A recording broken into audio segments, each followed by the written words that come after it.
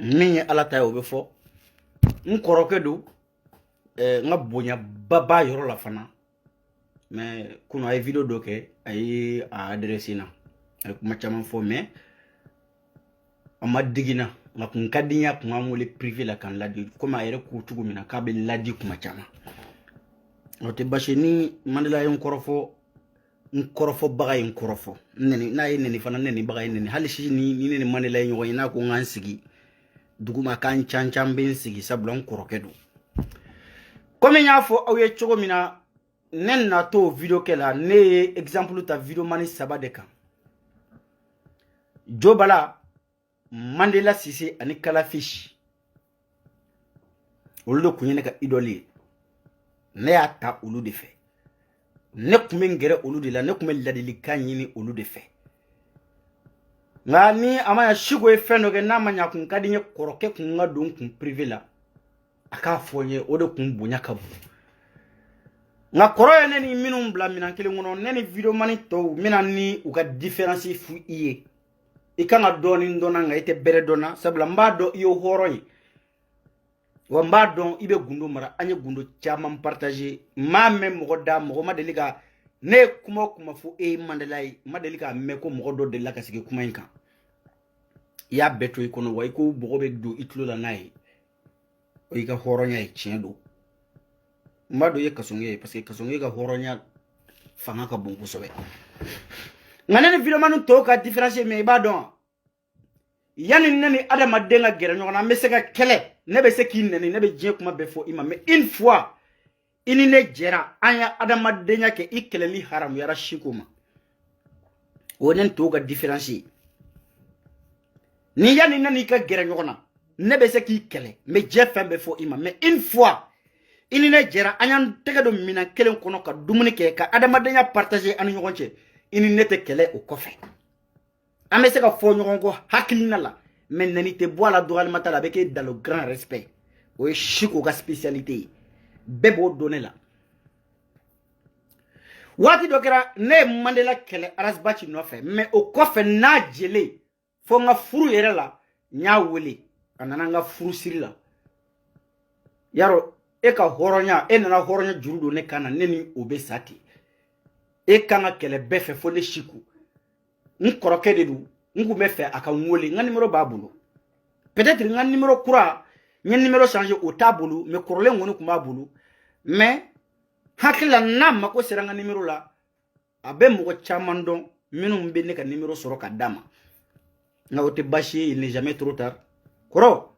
ne ni tɔw ka différence ye min ye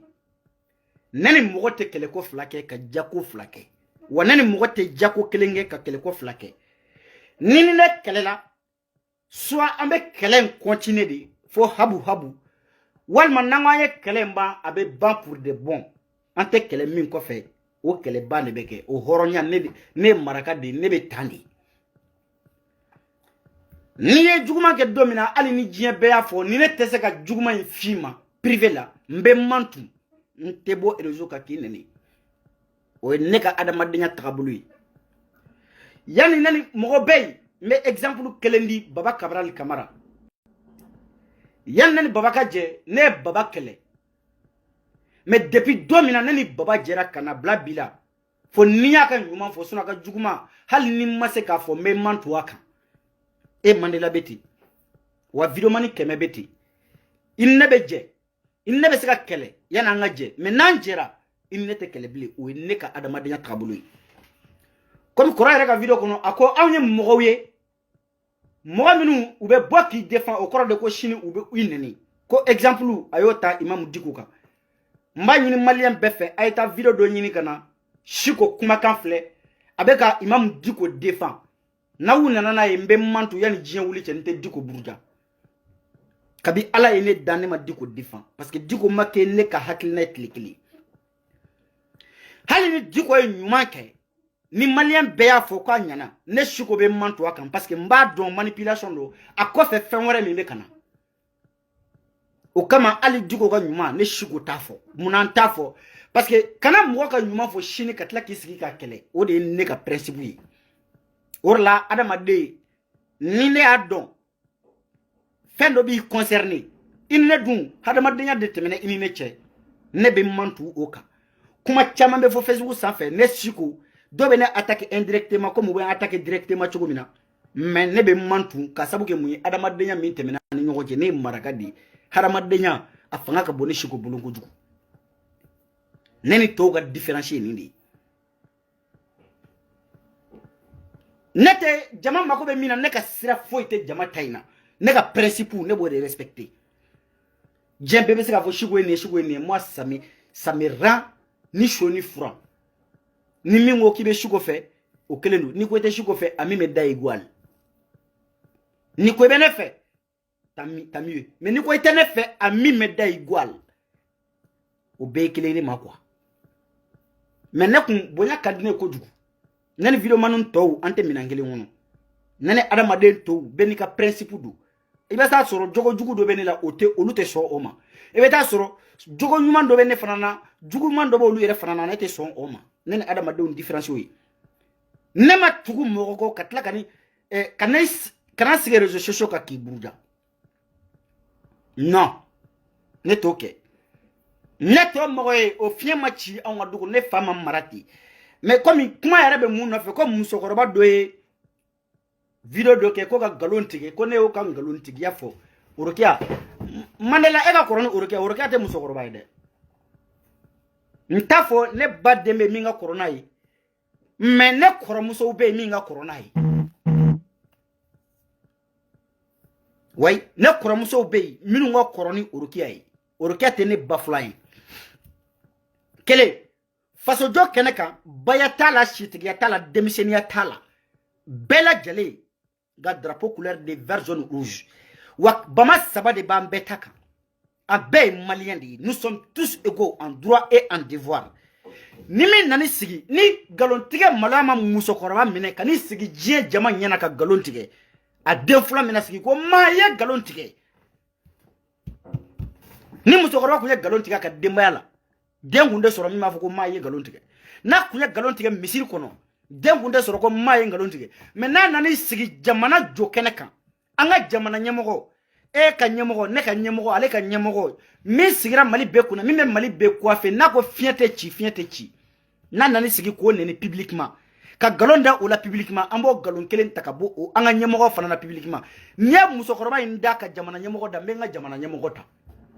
aye galon tige ama afama nani ya abama nani ya adabe ne kun ka fa nani ka banani herabe shira rebe tla ko fe mene ma fa nani ma banani nyaka galon yira la aye galon tige aga kele muso minu ye galon do muso kele te sunguruba de atene ni yo ni ka bare min ya ka ni toro sunguruba de do manala koro ibe aka to de nga eni alache an muso no yire furu muso yi ebe son aka ni sigi réseaux sociaux kan kuma sugu vocation ngo fe ateke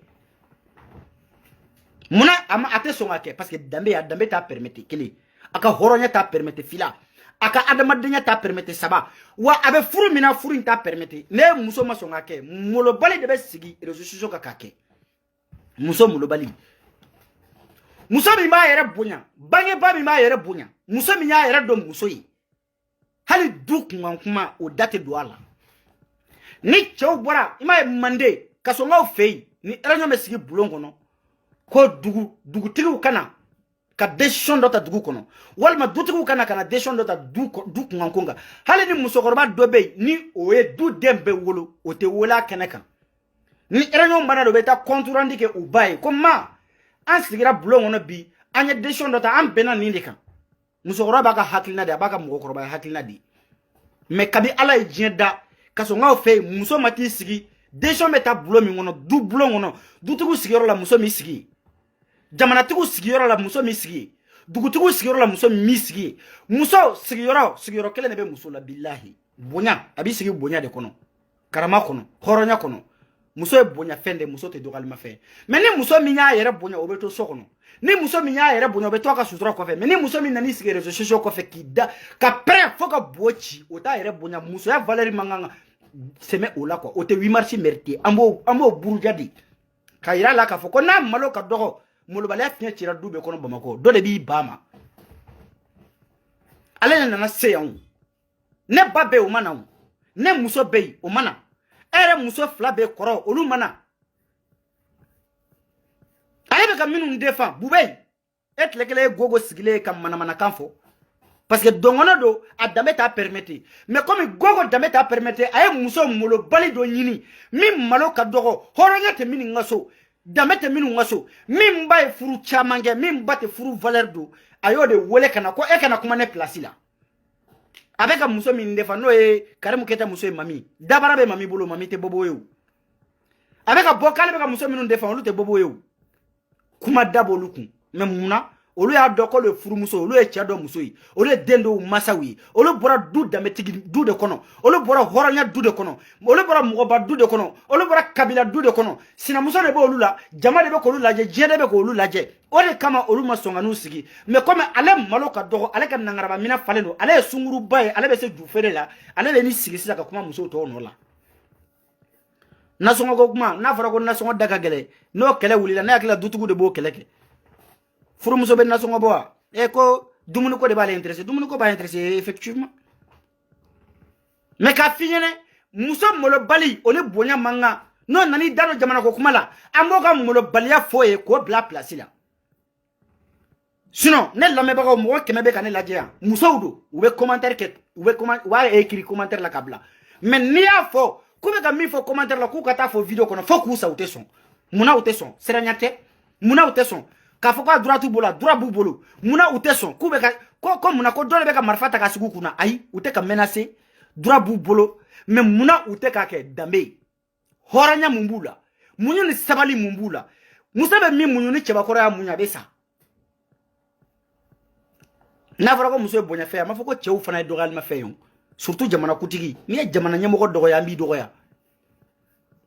muso kemebe ka ne sui en live ou be commentaire bla mais niko ku be kuma mi fo ko commentaire kono ku ka boga video ke ka ke adabu ku a photo ko nyuma buku mais ute son muna ute son siranya te parce que olu malo mandogo olu be malo olu bura kabila dugu de kono olu bura dametigi dugu de kono mais na fara ko am beka muso bla ka bo be meka ko la